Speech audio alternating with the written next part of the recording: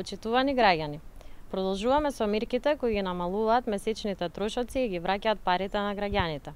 Со намалувањето на ДДВ-то за топлинска енергија од 18% на 5% се создадоа услови и за намалување на вкупните трошоци на корисниците на топлинската енергија. Започнувајќи од овој месец, сметките за парното ќе бидат пониски за околу 200 денари месечно, односно секое домаќинство кое се грее на парно ќе заштеди 2000 денари на годишно ниво.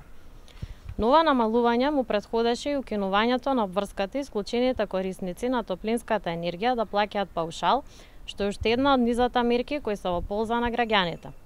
Паралелно со ова, новоформираното претпријатие за дистрибуција на топлинска енергија и газ, Градски енергетски системи, кој има за цел преку реални енергетски политики да донесе големи придобивки за граѓаните, ќе управува со топловодната мрежа која град Скопје доби на трајно користење.